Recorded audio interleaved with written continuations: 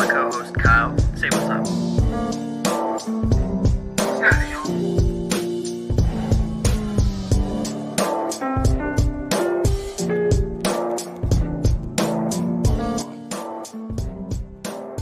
Let's get this shit going, baby. Hey, bro. The ceiling is the roof. Kyle said he's ready to raise the ceiling, the roof, off this mug. Yep. The ceiling is the roof. Where is that from? No idea. Whose lips pause was that from? Football related? No. Basketball. Yeah. Eastern Conference or Western Conference? Neither. Well, technically Eastern Conference, but neither. I have no idea, dude. Michael Jordan. Michael Jordan? Yep. The year, I guess, when was it? UNC won the national championship. Oh, damn. 2017. It wasn't 2016 because that was Villanova. Oh, okay. Around that era. Hmm. The ceiling is the roof. Look it up. What's going on, y'all?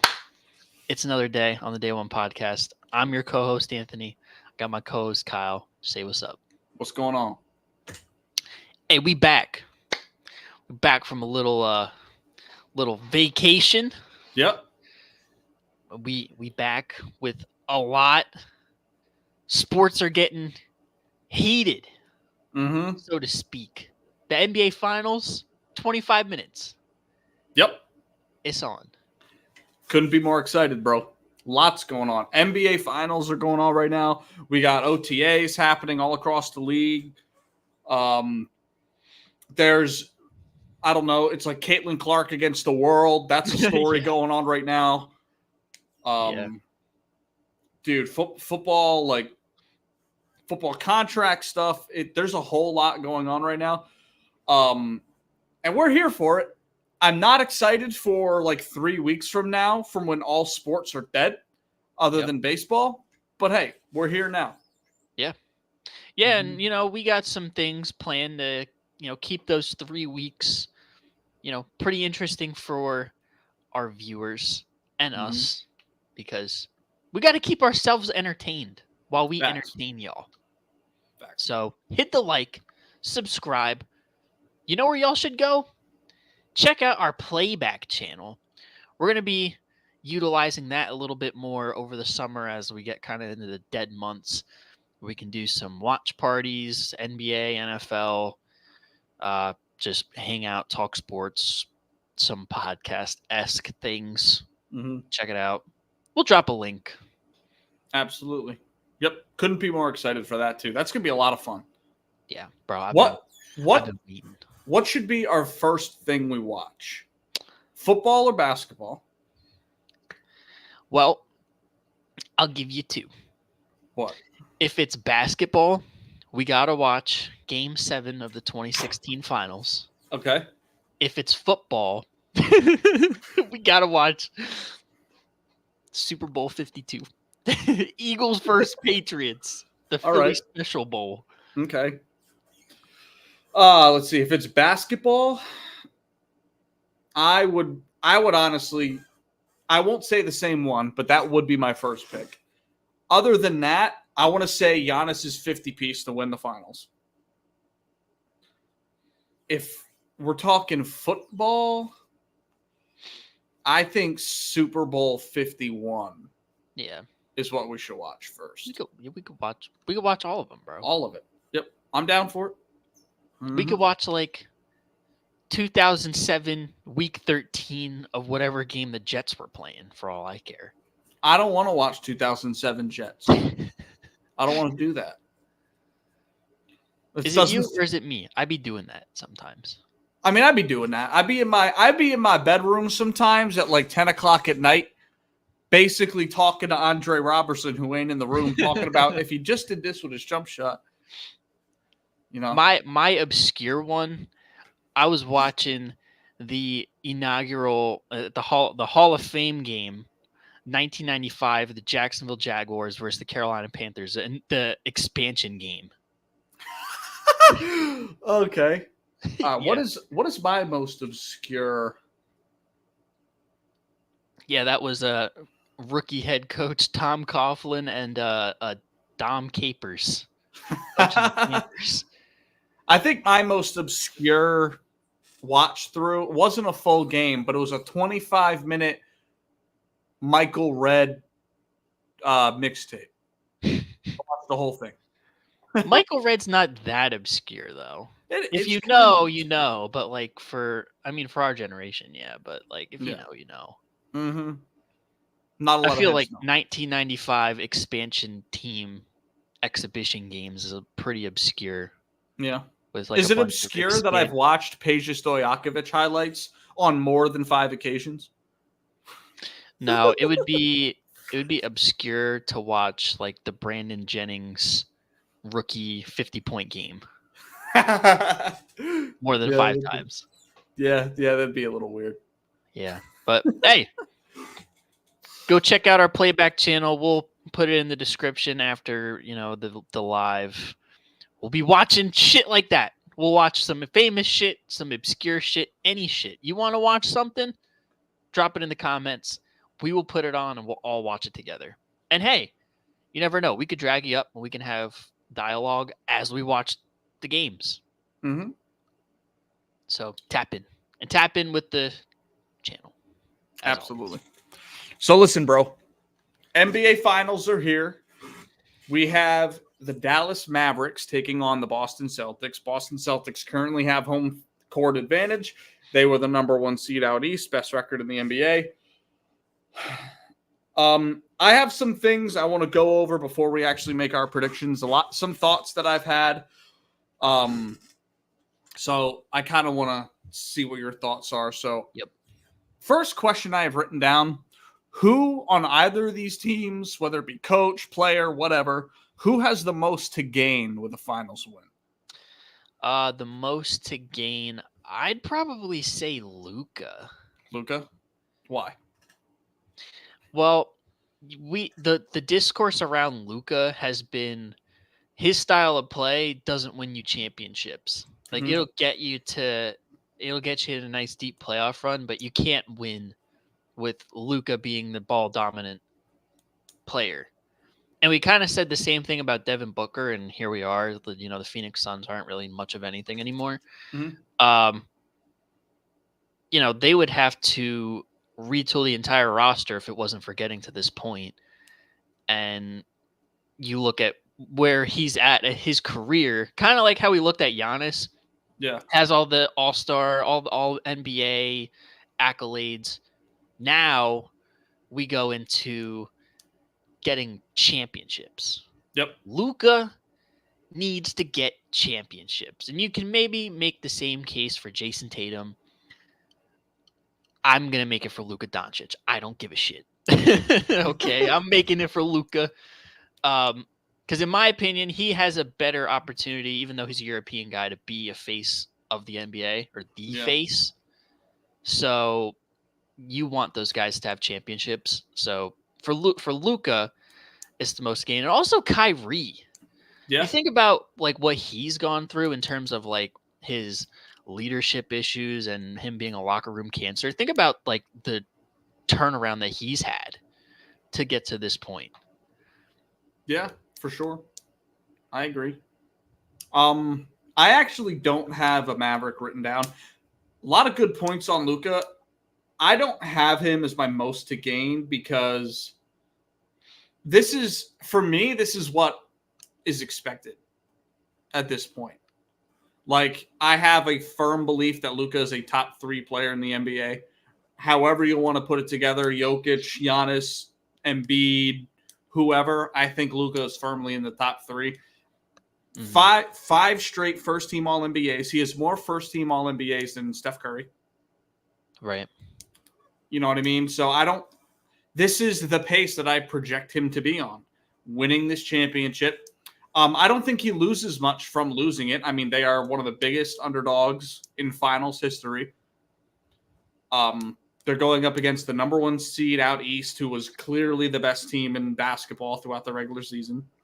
So the story of the underdog mentality going into the playoffs and the finals definitely gives him even more of a boost. But I put Jason Tatum. Reason being,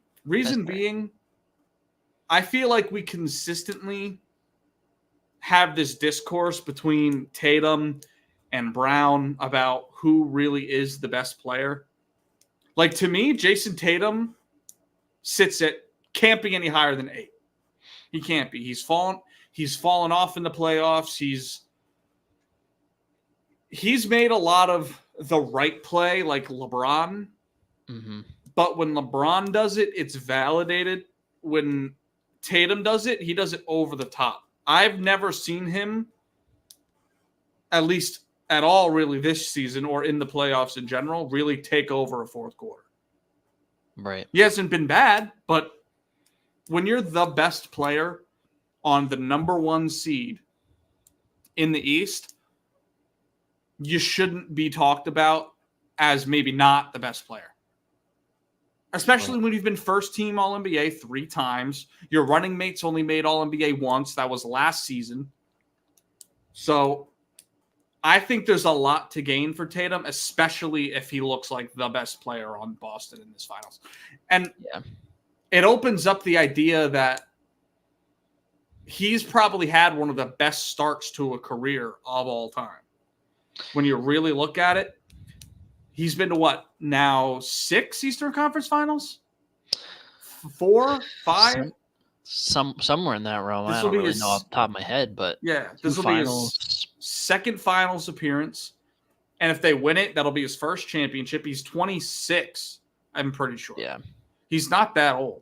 So you think about some of the greats, their first championships have come around 26, 27, 28. So I mean, it's on brand for that, but. Yeah. Don't you think kind of for the same reasons that he has the most to gain, that he has the most to lose?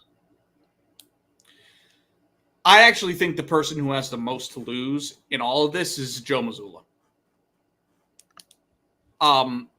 People have been calling for his head ever since Ime Udoka was sleeping with that chick in the front office. Yeah. It's like, I feel like there's this constant beck and call for Jesus. If he just didn't get involved in that shit, we'd still have a top coach in the NBA. You know what I mean? Yep. And it's almost like Joe Mazzulla is the consolation prize of Ime Udoka.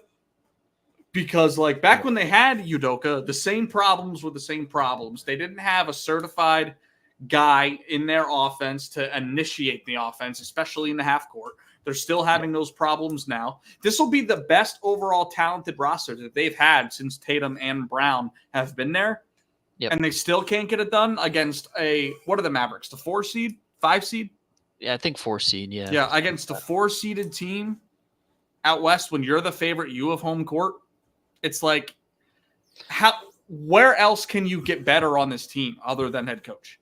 Yeah, because Brad Stevenson, give him all the credit in the world. He has turned over every stone, expanded every ounce of like the squeeze of roster construction to put them in the best position to win the championship. The only other thing is coaching. So, and I mean, that's a fair point. Yeah, and even if they lose, like, he hasn't missed in any of his moves. Yeah. Drew Holiday was a great bring-in because you take some of the defensive pressure off of Jaylen Brown and Jason Tatum, no matter how he plays in the finals, because you don't need Drew Holiday to be 20 points per game, Drew Holiday. Yeah. And then the Kristaps move, I think, is the best move Brad Stevens has made because we've seen what he did before he got hurt. Yep. He was averaging 24. I think he averaged 24 and like 11 in the first round. Was their second best player. He's been great. He was cooking. And I don't know. Maybe you could say, their bench is a little weak, but you're going to have a weak bench when you've got 3-4 max players on your team. Yeah. So. Yeah, but even the bench has been serviceable. Yeah. Like Peyton Pritchard has been nice. Sam Hauser is a flamethrower. Al Horford then comes off the bench with Kristaps there. So their bench is solid. It's just not deep. Yeah. So Yeah, I definitely think because like from my reason, the reason I don't think JT is the most to lose is because I don't really expect him to win. Yeah. Because I can't see him any higher than number 8 in the league. Yeah. I just But don't you can't. think that's like that's gonna go on his legacy and people maybe not like you and me, but like the general NBA community, like NBA Twitter is gonna hold that against him. You know what I mean? Kind of like they do with Braun a little bit, like 2011, Yeah, probably. where like you're the favorite and Hmm. you just completely Yeah, don't show up. But I mean, yeah, I mean, you make a good point with Joe Mazzulla yeah, because that's the only other thing. yeah, It's really the only other thing. You have the roster in place. yeah. And I think Jason Tatum, like we've seen consistently in the history of the NBA, that you can win with your best player being the 7th, 8th, ninth best player in the league. It's rare, but it Yeah. can happen. I mean, Reggie Miller's Indiana Pacers come to mind. But my thing is like I don't see Jason Tatum in the same light that I see a Luka or a Steph. Like I sort of expect them to perform, and they do. Yeah. When Tatum has a bad game, I'm honestly not surprised. Yeah. I mean, And you really don't know what you're going to get, to be you honest. don't know what you're gonna get. And like to use that analogy you made with Braun, as in like they're gonna hold it against him. I really don't think so as much because Braun was head and shoulders a top 3 player in the league at the time. And he was expected to win. Now, the Celtics overall are expected to win this championship, but they don't have the best player even on the floor. Yeah. That's kind of the point I was trying to make. Just because the Celtics are expected to win, it has to go over somebody's head. And I feel like the first person in line would be Jason Tatum. Yeah. Probably the second one would be Joe Mazzulla, but Mm-hmm. yeah, I mean, that's just how that shit goes sometimes. Yeah. I mean, I think so too, but I also don't think like you look back at when the Celtics went to the finals against the Warriors, they were favored in that series, not as big of favorites.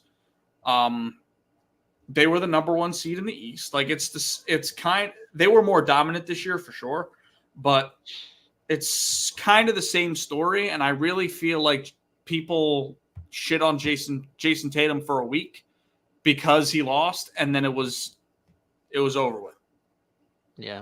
You know what I mean? Like I feel like there's just a stigma around him that there's just not quite enough. Like Luka elevates his game when he hits the playoffs. Steph elevates. LeBron, KD, all these guys that are top 1 through 6 guys. Jokic. Yeah. Like Jason Tatum, he talks about it. Yeah, and he's steady in the playoffs. But there's no like I'm getting this last shot. I'm taking over the fourth quarter. That's what your best player needs to do, and only the top 1 to 6 guys in the league can do that. Yeah, he hasn't shown to do that though. No, so I don't think he has that much to lose, to be honest with you. And the Mavericks, they're playing with house money. Yeah, they got both their really, top. Who has the most to lose? Nobody. No one. Jason Kidd, I think, win or lose, has inserted himself in some of the top coaching circles in the league, up there with Spoelstra and Kerr and all those guys. Yeah. Luka on this run, like that's what I expected. Like I'm not going to kill him for losing to the heavily favored team out in the East. Right. And it's his first finals. Yeah. Kyrie has already done well over enough than what he's needed to do. And what are you going to do? Like, these role players don't have anything to lose because they're role players. We don't look at it like that. So there's really, to me, it's Joe Mazzulla, and because I don't expect JT to really be that guy. Now, because my whole thing is, I'm not even confident he's going to be the best Celtic in this series. And if Jaylen Brown is your best Celtic in this series, you're not winning. Yeah. You're not. No, I agree. Yeah. But he could be also another one, not even if they win. If they go to like 6 and he is by far head and shoulders the best, they might just build it around him, or he might get like a supermax elsewhere. Yeah. Really Maybe. not for like the Celtics, but for personal gain, he'd probably have. Yeah, he a does lot. have a lot. He does have a lot to gain to like insert himself as like I don't know if you don't watch First Things First. I watch those shows because I actually feel like it's decent news despite the shit he takes. Nick Wright does this thing called Club Superstar. Yeah. Where like there's only 12 superstars in basketball. And he like refers it to Club Superstar. If one person steps into the club, one person has to leave. Like if Jaylen Brown wins Eastern Conference MVP, which he did, and then Finals MVP, does he approach that Club Superstar range? I think so. He could bump a guy like Devin Booker out of there, or an Asian guy like Steph out of there. You know what I mean? Like, yeah. Like he could insert himself as a certified top 15 player in basketball. Yeah, he could. Then another reason why I think JT is a lot to gain. He's not even considered for MVP awards whatsoever because I think of his stature in the league, like I'm saying, top 8 at best. If he wins this finals, I would put money on him being the favorite for MVP next year. Right. So yeah, there's a lot to gain. More than to lose, really. Absolutely. Mm-hmm. So we'll have to see how it plays out. Yep. Getting to that. Absolutely. Next thing I have for you, who is the biggest X factor on each team? Biggest X factor. Well, don't say Luka and don't say JT. All right. So other than the big four, yeah, Tatum, Brown, Kyrie, Luka.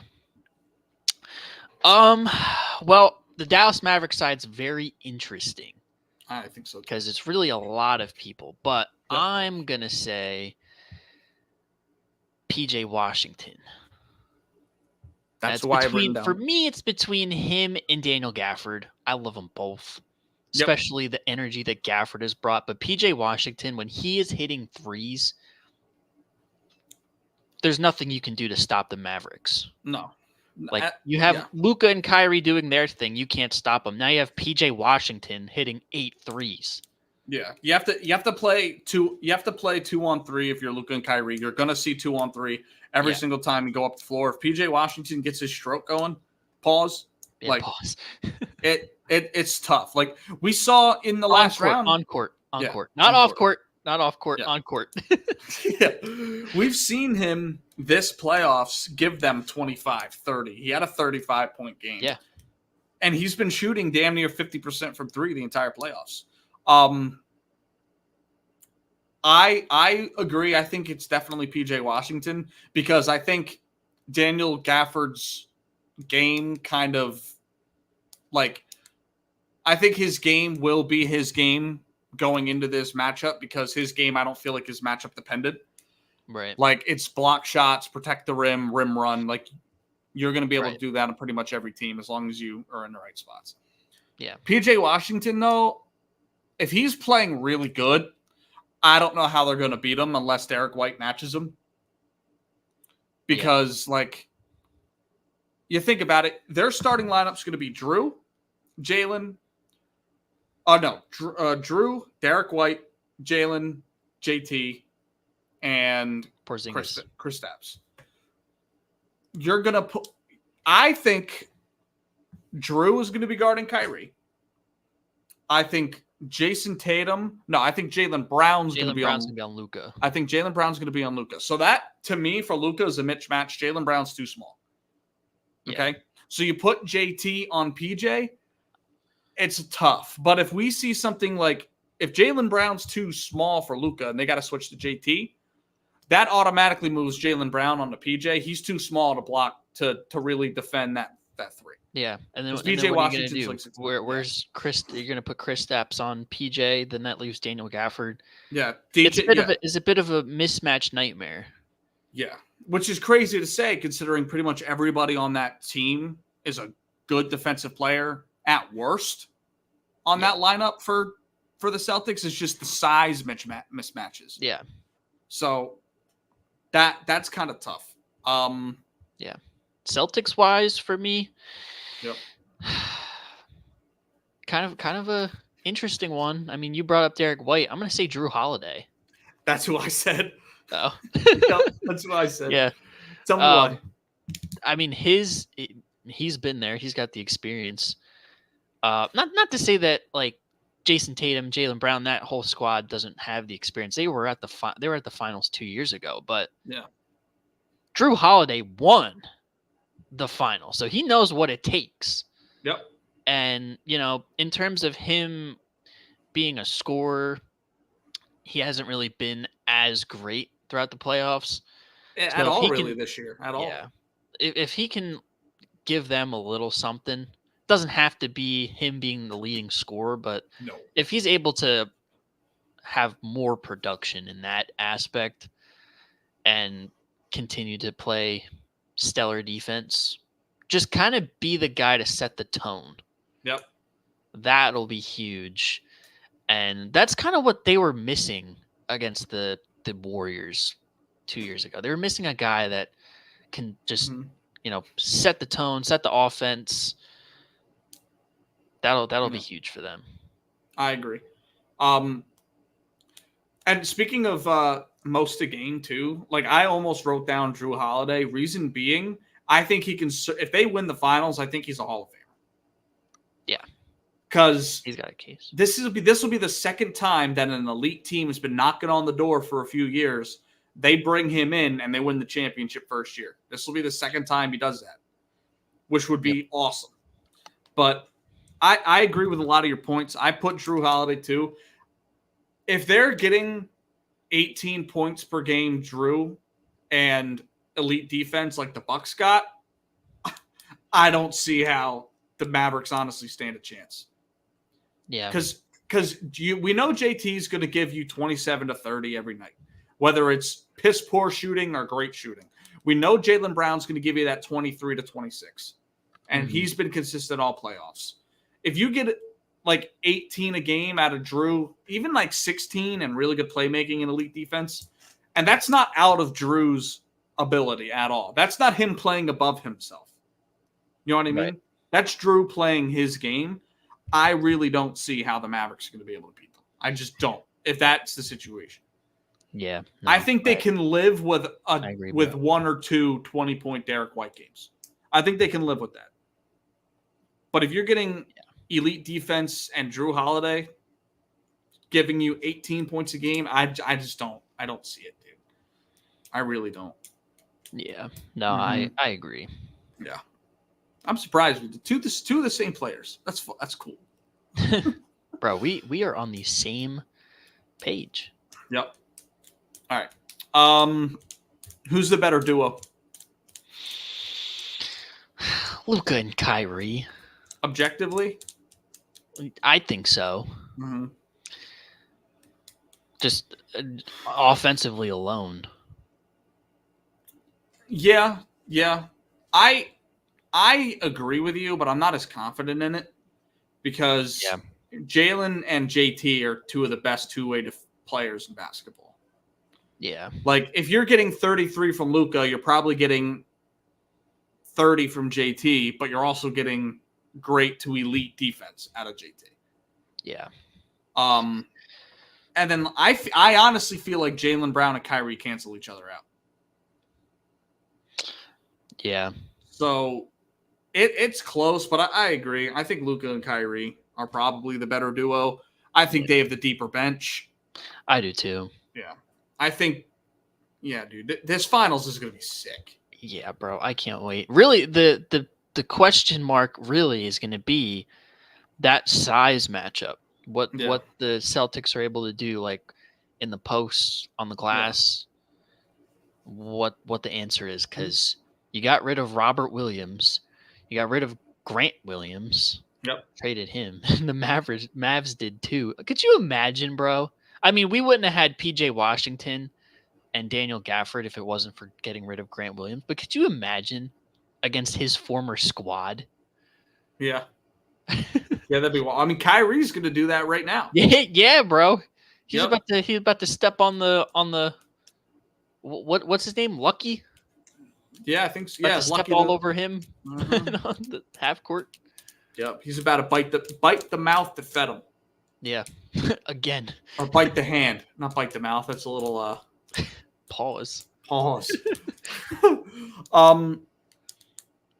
I have a few matchup things that I find interesting. Yeah. So I mean, that one's really the one for me is the Yeah. size, the inside matchup.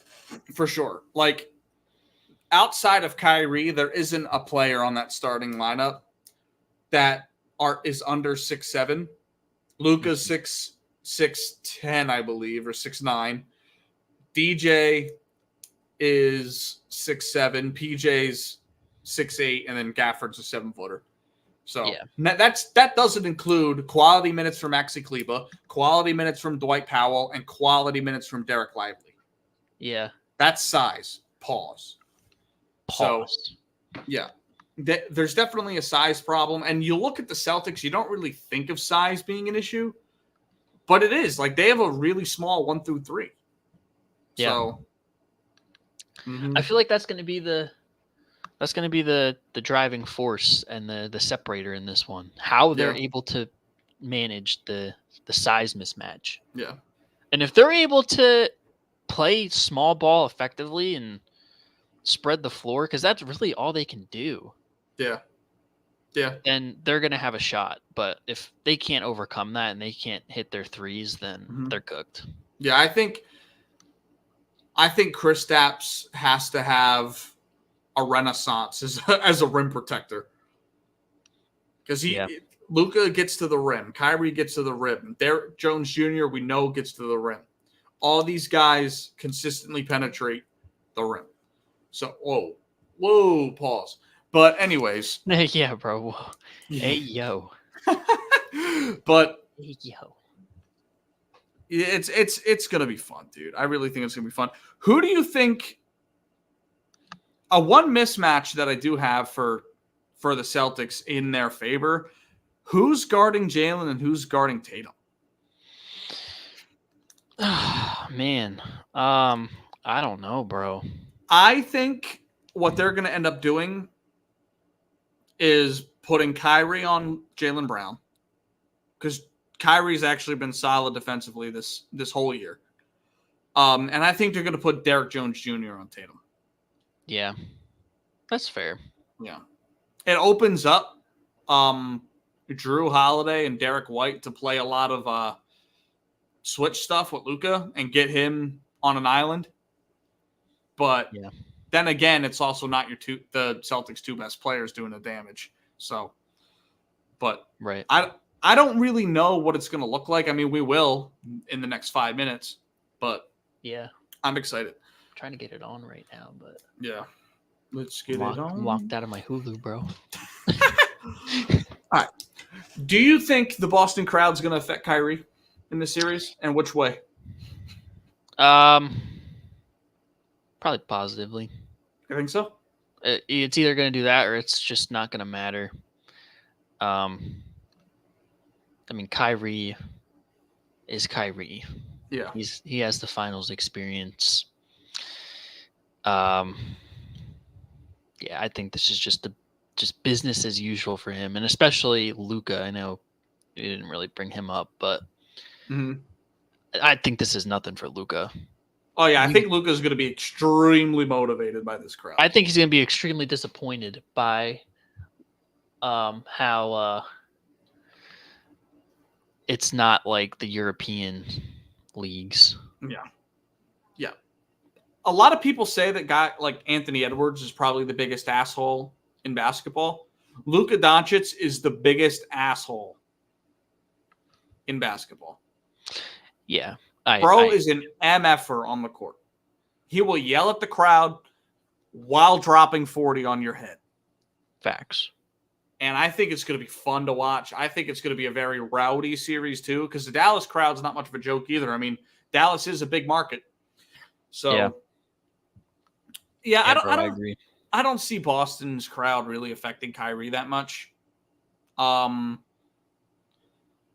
do think we could see one of the best backcourt performances of all time in the finals, though. Yeah. Based off of the crowd hyping them up.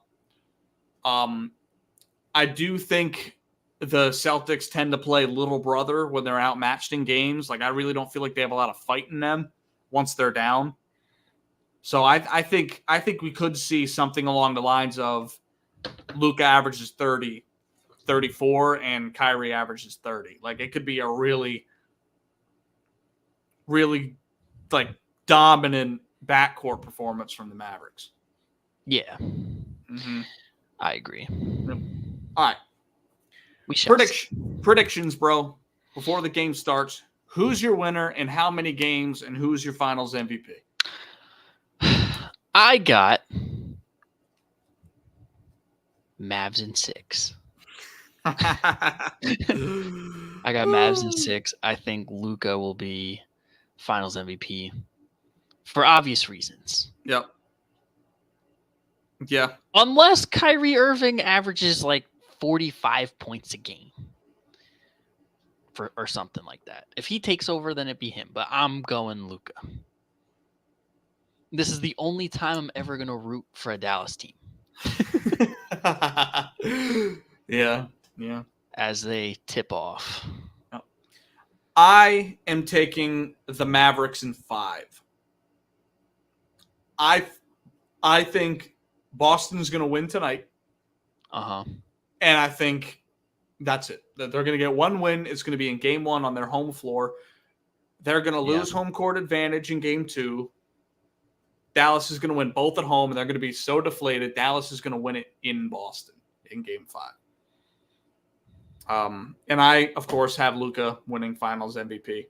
It could be Kyrie. I just think Luka's going to do too much in the rebounding and assisting categories. That's what I'm saying. To where, like, I mean, even if it's like, I think worst case scenario, Luka averages 27, 8, and 8. And I think even if Kyrie averages... That's enough. I think even if Kyrie averages 30, 31 in that case, I still think it's going to be Luka. So, I don't know. We'll see. I'm super excited. Yeah, it's already... Yep. I have it on my phone. It's already kind of a bloodbath here. They're really going at it. Mm-hmm. It's gonna be great. And it's always cool to see. We're gonna get a first time champion. Yeah, we're gonna get a first time. Same thing with last season. Yep, had a first time champion. We'll get it to do it again. Mm-hmm. And next year we get to see whoever wins the championship this year go out in the second round. Facts. So that's the trend. Yep. Last year it was Jokic versus what? Miami. Yep. Would have been Jimmy Butler's first title.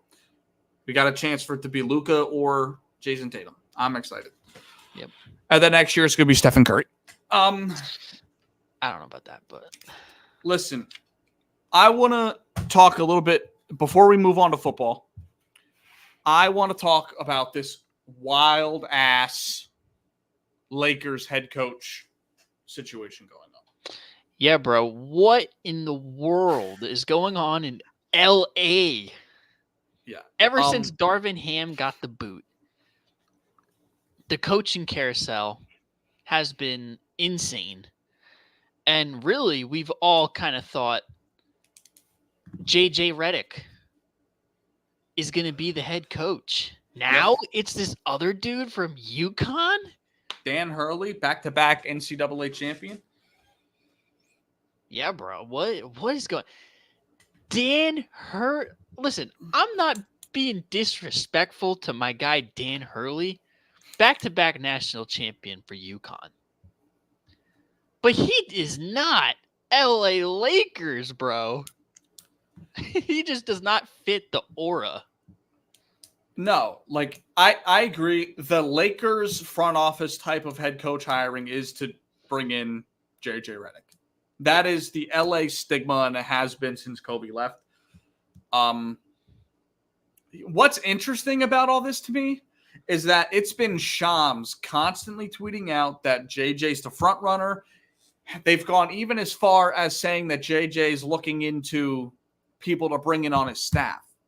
Yeah.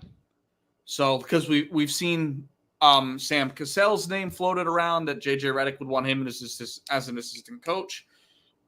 We usually don't get into those types of conversations unless it's a for sure thing that guy's becoming a head coach. Yeah. And then late last night, out of nowhere, Shams' former mentor, now rival, Woj, tweets out that the Lakers are working to put together a huge offer to Dan Hurley, two-time NCAA champion, to come to the Lakers. And it's always been him. That he said that in his tweet, that it's been Dan Hurley since the start. Bro, that the biggest dunk on Shams in history. Woj just it's been him from all along. Here's my thing, okay? JJ Redick is the Lakers type of hire. Right. For sure. And as much as they're not going to admit it, I think they will hire JJ Redick because if it goes sour, they can point straight to LeBron's feet and say, this is your fault. Yep. You wanted us to hire your podcast buddy, and it didn't work out, so it's on you. I don't personally think that LeBron has anything to do with the head coaching hiring. He doesn't even have a contract with them right now. He's a free agent as we speak. He's a free agent, and I think there's 3 places elsewhere that he's probably interested in. I think the Sixers would be dope. I think the Knicks would be awesome, and I think a Cavs reunion would be awesome. They're always huge. As a Sixers fan, bring it. Bring it, LeBron. Bring it. Yeah. Bring it, bro. We should have got him in 2018. Mm-hmm. Should have never went out west. I digress. LeBron has been consistently saying, I don't know what I'm going to be doing. Whether he knows that or he doesn't, that's what he's been saying, and that's what he's been portraying to the Lakers front office. Right. So they don't even know if LeBron's going to be there. So why would you hire JJ Redick for LeBron? Is it a recruitment thing to get him there? I don't know. I personally don't think LeBron's even involved in that. Yeah. So who knows? I will say, though, Dan Hurley is the better pick. Yeah. I mean, coaching experience-wise, you're probably right. Coaching experience. But it was just so out of left field. It was. But you know what? Sometimes, I will say this, sometimes those kind of coaches are the best hires. Yeah. Steve Kerr. Getting rid of Mark Jackson, bring in Steve Kerr. Yep. NFL-wise, Doug Peterson. Yeah. Nick Sirianni. Doug Peterson. Let's Doug Peterson, for sure. Yeah. But I don't know how much you know of Dan Hurley, but so UConn has won 2 national championships, right? They have not been ranked in the top 40 for recruitment classes in the last 5 years. Mm-hmm. So it's all player development. That's one of the reasons why I really like it for the Lakers. Yeah. You have LeBron and AD holding on strong. You get guys like Austin Reeves, Max Christie, Jared Vanderbilt up to speed, and they will improve under Dan Hurley. Mm-hmm. Who knows what you could do next year? Yeah. That, and he's also known for having an insanely great offensive system that would mold into the NBA perfectly because it's all about ball movement and things like that. Think about the Warriors pre-KD, that kind of offense. Yeah. So I will applaud them if they hire Dan Hurley. I don't think they're going to. My theory, hear me out. I think JJ Redick wants big time money, like a Monty Williams type $12 million deal to become the head coach for the Lakers. I think that this is being put out there to say, listen, you're not even our first choice, so you better be accepting of the contract we give you. Right. I think it's just a front to lessen the hold that JJ Redick would have on the Lakers. Because I think JJ Redick is going to be the coach. I do. I think Shams is right on this one. I think Woj was fed false information from someone maybe in the Lakers front office or something like that. He got fake news. Yeah. Because there's been that's the thing though. Dan Hurley hasn't been brought up at all in any other coaching things. Right. So to me, Except it doesn't. for now. Yeah, except for now. So it doesn't really make sense to me that he's been the number one guy since the beginning. Like, this would be known information at this point. Right. So that's sort of where I sit with it. Nothing can go smooth for the Lakers. Yeah. Nothing. It's just nothing the Lakers is thing, bro.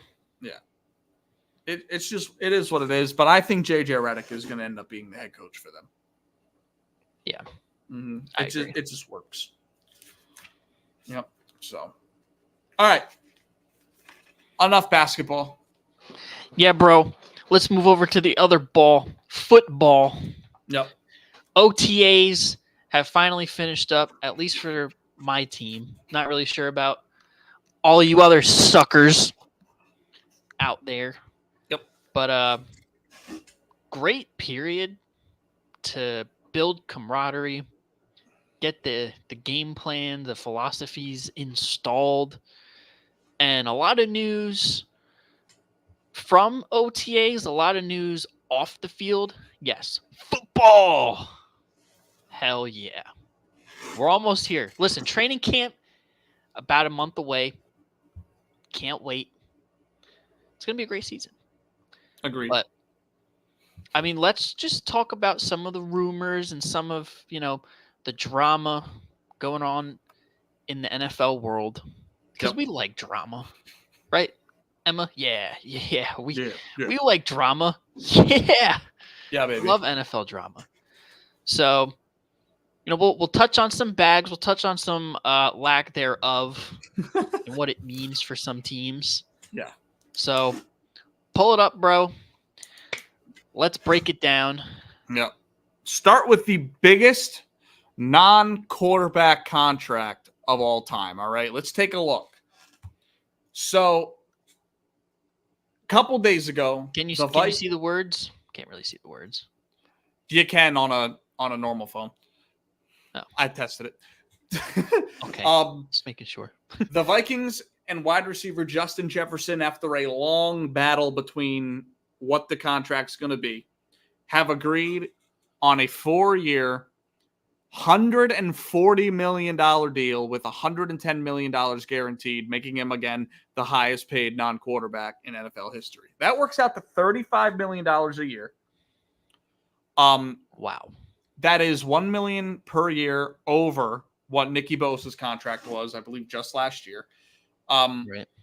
What a way to bet on yourself, especially in a year you got hurt. Like last year, before the regular season, he was offered a deal for $28 million a year, and he declined it. He said, "I'm not signing that."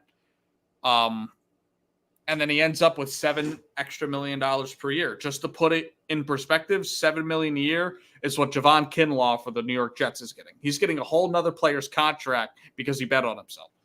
Yeah, that's crazy. Yeah. So that's wild. What are your thoughts on the wide receiver market that's booming? What it means for the future? All of it. Let me know. Well, it just means the price of the goods, the premier goods, is going up. Yep. And it's raised some discourse on Twitter about DBs, how they should be paid more. And listen, I agree, but that's just not how the market sees it right now. No. Okay. Y'all are going to have to hold out if you want to get Justin Jefferson type money. But I get it. Y'all have to guard these guys. Yeah. It is going to make a ripple effect for some of these other position groups to get more money. Yep. But as an Eagles fan, thank God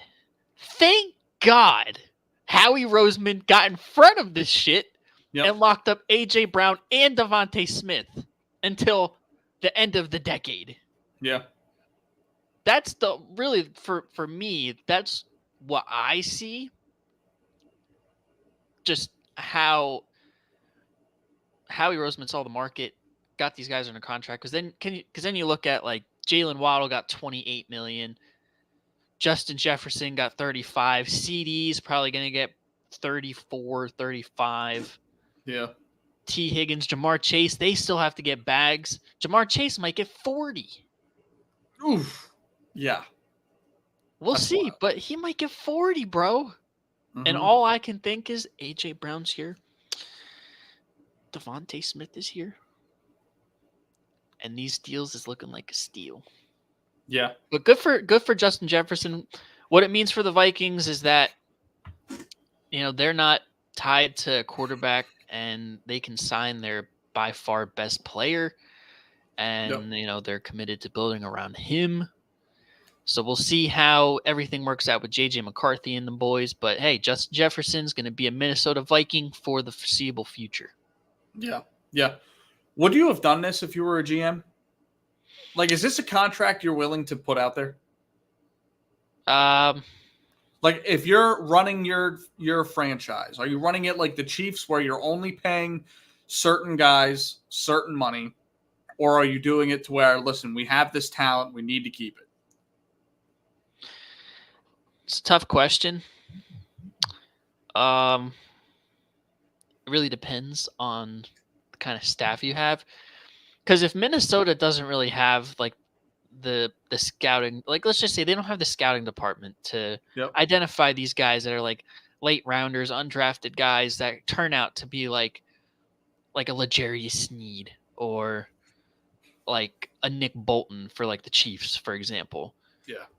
Their only hope is to pay these guys that they draft in the first round, like Justin Jefferson.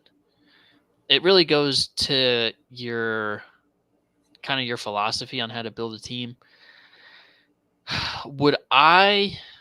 It's really a tough question because there are a lot of different variables. Like if I have said quarterback, if I don't have guys around on the team, but I mean, we have all of that at the Eagles, and we just signed AJ Brown, Devontae Smith to huge extensions. Yeah. In which the salary cap number is structured in a way that we can make it all work. That's probably the only way that I would do it. I would ask Howie Roseman, hey, that AJ Brown deal, how did you do that, bro? How'd you make that work? Oh, okay, all right, Justin Jefferson, this is how it's gonna go. You're gonna get a shit ton of money up front as a signing bonus, and then we're getting you more guys. It's probably the only way that I would do it. If not, then I don't really want to nuke my whole salary cap, third of it, into one guy. Because you're not going to win that way. Yep. Like what? This to me, like in the Vikings situation, I'm absolutely doing this. Yeah, you don't have without a doubt. choice. Yeah, you don't have a choice. He's your best player, offense, defense. He's the best receiver in football. You're not paying a quarterback because you let Kirk go. You do this without a second thought. And at worst, they'll be paying Justin Jefferson, say, $40 million a year 5 years from now, and JJ McCarthy will be on his fifth-year option, which is like going to be like $30 million.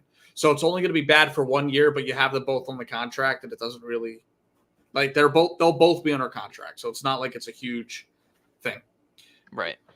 Where it really affects shit isn't so much individual contracts, it's overall construct of the team. Because you look at a team like the Cowboys, okay? Say what you want about them, but they have talent that needs to be paid. CeeDee Lamb is going to get at least 30. Micah Parsons, I think the asking price is now Justin Jefferson's deal. He now wants to be the highest paid non-quarterback in NFL history. And Dak Prescott ass, he came out years ago and said, listen, I can't feed my family if I'm making less than $30 million. So you got to pay his ass too. Yeah. And honestly, we can say what we want about Dak. What other option do you have than giving him a bag? Truthfully. With the team you have, Manning. Sure. But I mean, like in the immediate future, when you're ready to compete, Trey Lance. Sure. But it's like you can't upgrade over Dak. You just can't. You can't upgrade Dak. Kirk Cousins. Yeah, I guess maybe. What is I don't even. what does he mean he can't feed his family? I listen, that's the same thing that I wanted to figure out, but listen, it's how big is Bro's family? I don't know how big Bro's family is, but all I'm gonna say is that's the Dallas way. Dak, don't change. You can't No. feed your family with 30 million. Inflation has gone up. He can't feed his family with less than 60 million. Yeah. Yeah. Mm-hmm. And listen, we're talking about the Cowboys. The longer that they wait, the The worse bigger it's the going to be. bill is. Yeah. Either that, or there's going to be And one guy on rightfully the so. outside looking in. Yeah, and rightfully I think so. that guy's going to be Micah Parsons. You think so? Yeah, bro, I think so. I mean, you look at, are you going to get rid of like your quarterback? You're definitely not getting rid of CeeDee Lamb. He is your offense. So are you going to Micah get Parsons rid of, is your defense. Yeah, but I think they'd be way more willing to move off CD because they've seen this story before. They moved off Amari Cooper. You know what I mean? Yeah, but CeeDee Lamb is different, bro. He is, but I mean, how much? No. Here's my thing, though, and again, it's wide. Like, this is another part I wanted to bring up with this contract. I think at some point we're going to hit a market collapse on wide receivers because college football is consistently gunning out 4, 5, 6, 7 good to elite wide receivers every year. You know what I mean? Like, you can't get a Micah Parsons every draft. You can get close to a CeeDee Lamb every draft. I'd rather pay this guy $11 million a year for 80% of the production than pay CeeDee Lamb's ass when I got a quarterback bill that's due and an all-time edge due. You know what I mean? Yeah. Like wide receiver, like it blows my mind that the wide receiver market's gotten to this point. Now, and I think for these top guys, like consistent top 5 wide receivers in football, this isn't going to affect them. But once we get to the Christian Kirks of the world and the Calvin Ridleys of the world, I think a market collapse is coming. Because I would much rather pay a quarter of the money and get 80% of the production. On a draft pick. Yeah. So I don't know. I think CeeDee Lamb would be the odd man out. When you lose Micah Parsons, dude, that defense is bad. Yeah. You have a good secondary, but if CeeDee Lamb's not there, the offense is also bad. Who's he throwing to? Brandon Cooks? Bro's washed. Whoever they draft. Who's in the backfield? The ghost of Zeke? I mean, bro, well, really think about it though. Deuce I mean, maybe for 1 year, but we've seen that with a lot of teams. Like say their team is bad, right? Say this coming off season, right? They end up with the 25th pick. They have a really good year. They have the 25th pick this coming year, right? Yeah. CD's bills due. They don't want to pay it. You mean to tell me that they'd not be willing to move off CeeDee Lamb and not pay him that money if a guy like Xavier Worthy is available again next year, or a guy like Ricky Purcell or guys like that went at that same amount, that same area? Because college football keeps getting like pushing these guys out. Yeah, but they also push out guys like Treylon Burks.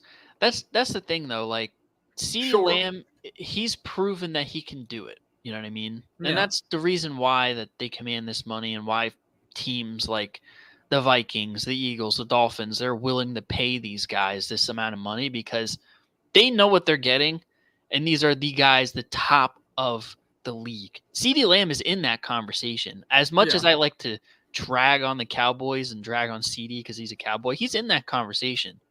Yeah. So if it's not Dallas, somebody's going to give him that bag, and he's going to produce for somebody. So if you're Dallas, it might as well be you because he's young. You know, you might pay Micah Parsons. Maybe Dak Prescott's the odd man out. That would probably be the smart thing to do. I agree. Because he's not going to get better at this point in his career. And he's 30. Yep. Mm-hmm. He's got years left, no doubt. But he's not getting better at this point. If you ain't getting better, you're getting worse. Yeah. That'd be the smart thing to do. But is Dallas going to do that? I don't know. Honestly, like I hope not. you have your feelings towards Dak, but at the same time, though, I don't know if you agree with this, but you can't upgrade over him, really. unless you hit on a quarterback in the draft, which is very hard to do. Yeah. You know what I mean? Yeah, They're agree. not making Dak Prescott's every draft. Eh, They're not. You know that I to be wouldn't. true. I mean, I wouldn't say every draft, but I wouldn't make it like he is an anomaly, bro. No, I'm not saying he's an anomaly, but like, you know what I mean? They're not making like if you know you're losing Dak, you're taking a quarterback in the first round. You look at all of the greats in the league right now, most of them are later on in the draft. Yep. Like guys that are upgrades over Dak are later picks, is what I'm trying to say. Or guys that have been better than Dak. Guys Right. like Russ, obviously Brady, like the list goes on. Now there's obviously some bangers in the first round, no doubt. But there's also the Zach Wilsons at the number 2 pick. And there's that's what I'm saying. And kind of the same thing with the wide receiver market, like you said. They push out nearly CeeDee Lambs every year. They also push out guys that are busts every year. That's true. That is true. But So, I definitely think it's a much higher hit rate at receiver right now in today's college football. Yeah. There's only one team in the league, in my opinion, that has a bad wide receiver core. Right. The Patriots. That's it. Yeah.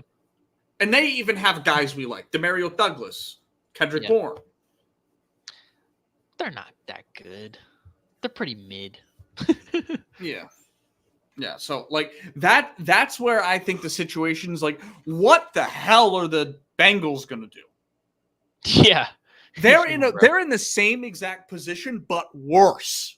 Because they have 2 number one. Joe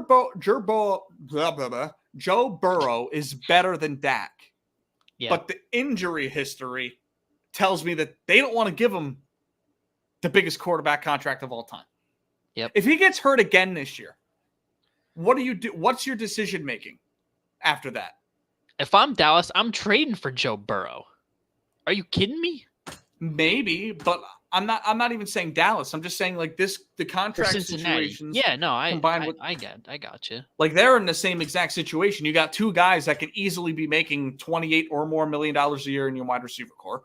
You've got Joe Burrow there, who's probably going to get $55 to $65 million a year. You can't do that. You can't even do it really with a max wide receiver and a max quarterback. You can't even do that. Yeah. You got to do it with a quarterback on a rookie deal, really. Miami's another one. You mean to tell me they're going to extend Tua after the deal they just gave Jalen Waddle? They can't, especially with Bradley Chubb on the roster. Javon Holland's coming up. Like they've got a lot of guys that are gonna get top money. Yep. And that's the thing that like it drives me crazy how teams can't figure this out. Like Howie Roseman, how he's able to structure this team, bro. He is. The only thing though is he's been borrowing a lot from the future. And the problem you run into there, now if it works out perfectly like it has been, great. But the odds of it happening like that are extremely low. You have to have the right culture, the right leaders, all that stuff to be willing to do that, to get all the contract restructures. Like, it's not just that they're lowering the cap hits. They're also getting guys to constantly rework their contracts too. Yeah. You're not going to get that in every place. That's true, but that's the culture of the Eagles, and like you said, you're not going to get that everywhere. No, that's part of the reason why KC let go Tyreek Hill, probably because they couldn't get the restructures that they needed. They couldn't get this, they couldn't get that, so they move off their top end wide receiver. Mm-hmm. It worked out for them, but you know that's where I feel like it's going to get really weird. Is at some point. There's going to be a plethora of great, like, dude, we've got probably 5 potential all-pro receivers in this draft. Neighbors, Harrison, Odunze, Brian Thomas. Any one of those Leggett, Purcell, Roman Wilson, Corley guys could be Pro Bowlers. Yeah. Any one of them. That's 5. You know what I mean? Like, at some point, there's going to be too much food at the buffet and a lot of waste. Yep. So I think at some point we're going to get a market reset on wide receivers. Yeah. Edge will always be there because you can't generate edge at a high clip like you can receiver. You just can't. Right. There's not enough talent. There's not enough.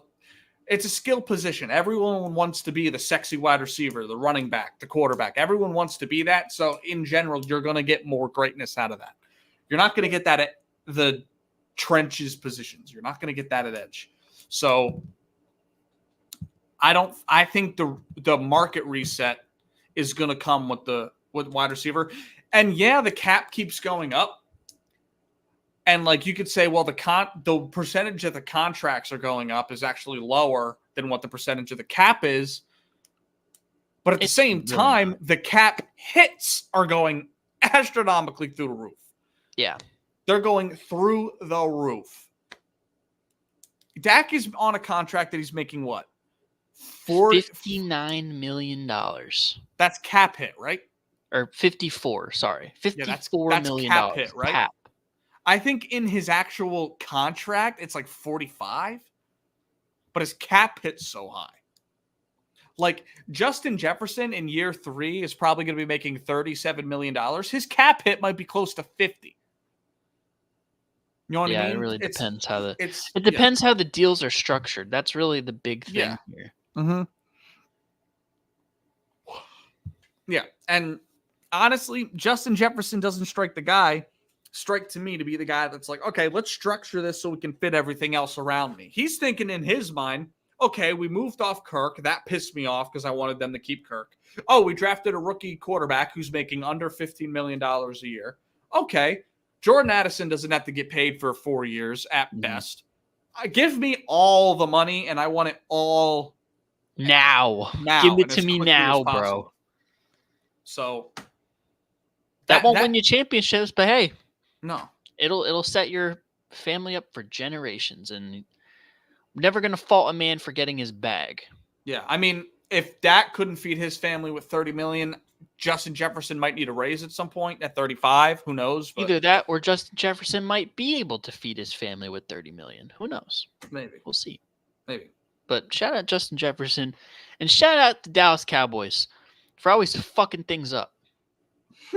Never change. As long as Jerry Jones is righting the ship, they will always fuck up. Yeah. It's always better to pay your talent early. Yeah. Yep. And that's we get it over here, bro. We get it. Yeah. Everybody that is supposed to be under contract is under contract. Yeah. The Vikings should have given Justin Jefferson Tyreek Hill's deal last year. $30 million a year. He probably would have signed it before Tyreek got his.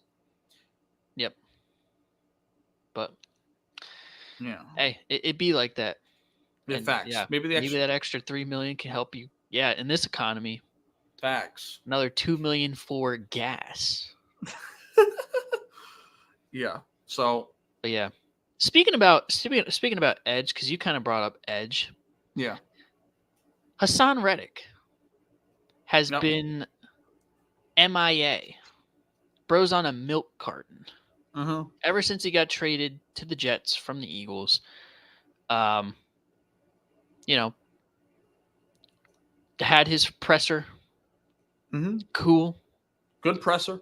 Yeah, good presser. Mm-hmm. Whatnot. But where's he at? I don't know. Apparently, based off of Robert Saleh's press conference a couple days ago, he was talking about how he doesn't really have contact with Reddick, and that was the line that was pushed.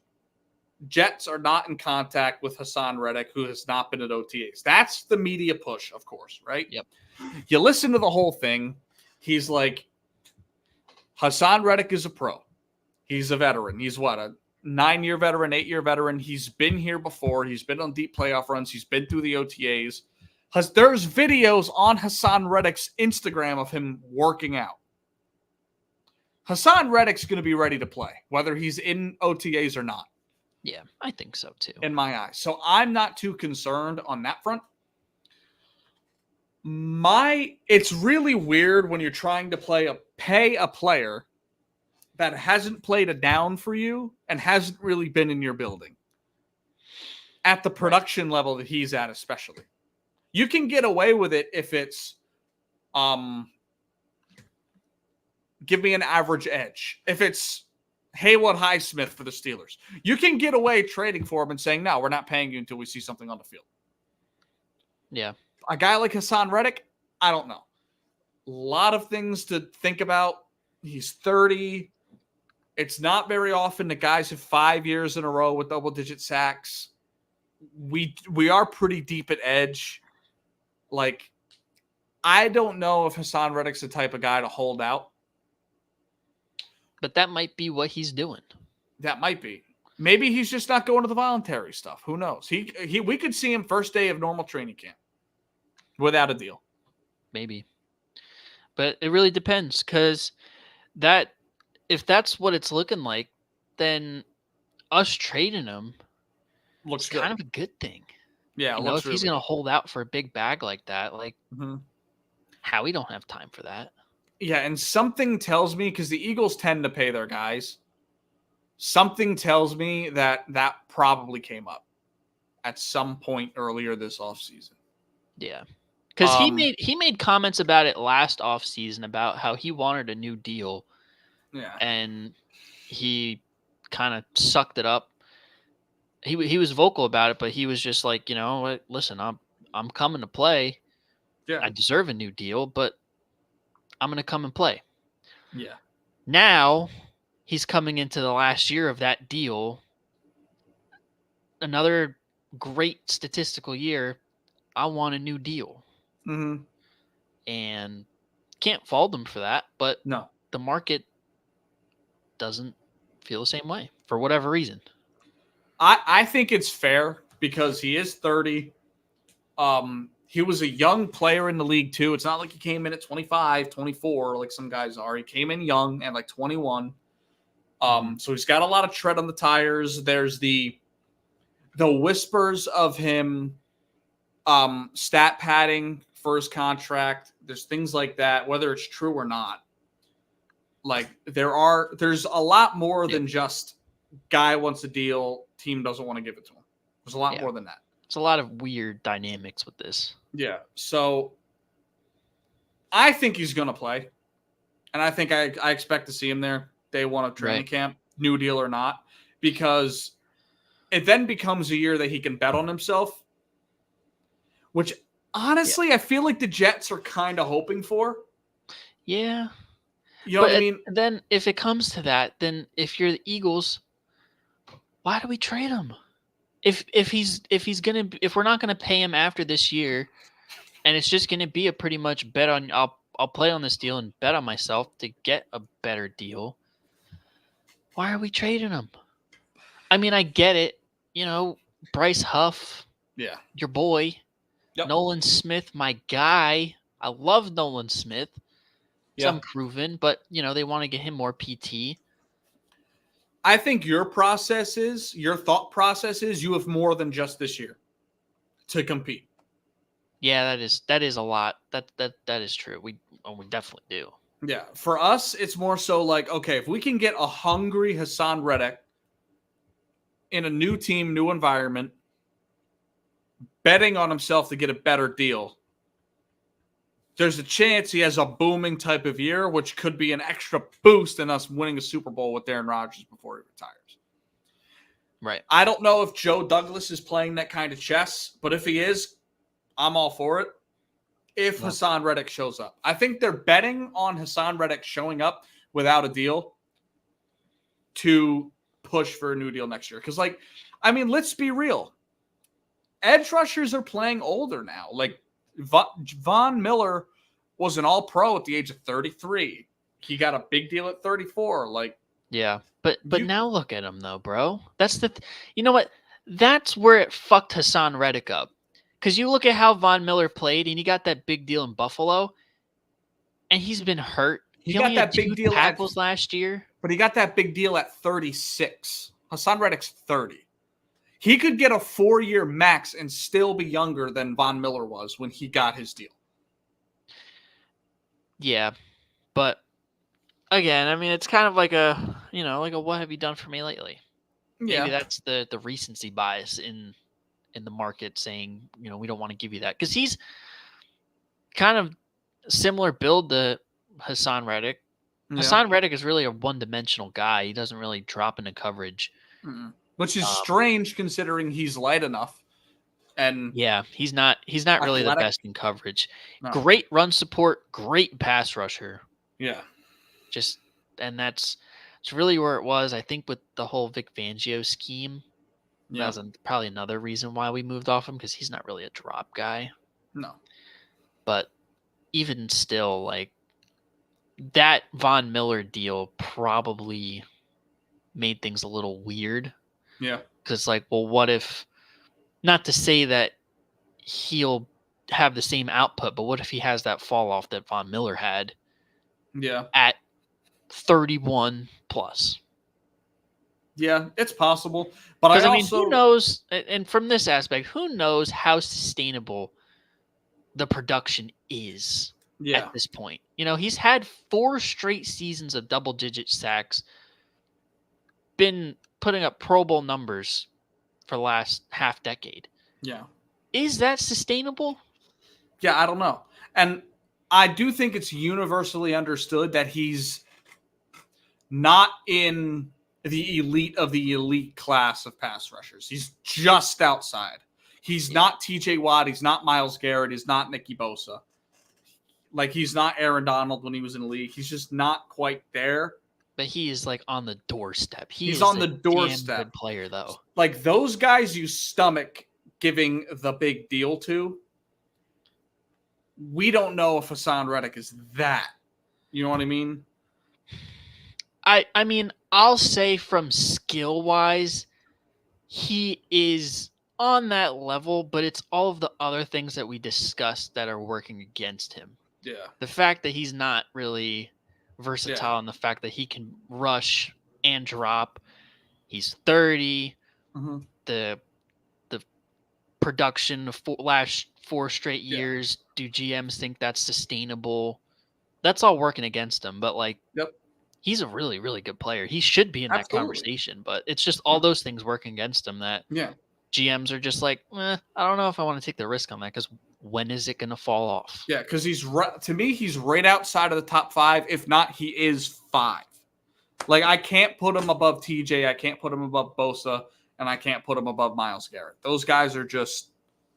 And Max Crosby. I can't put him above Max Crosby. That's the other 4th one I was thinking about. But, like... Yeah. If we could work something out where it's like a 2-year, $50 million deal, I'd be willing to stomach it, because, like, it's not even so much that. Look at our draft class from 3 years ago now. Garrett Wilson's got to be paid. Brees has to be paid. Jermaine Johnson has to be paid. Sauce has to be paid. Mm-hmm. Like, we've got 4 guys that are going to be demanding top 10 money at their position. Brees is... If he has the type of year that he's projected to have this year, he's going to get $18 million a year, just like C-Mac did, because he's also like 4 years younger at the time of his deal.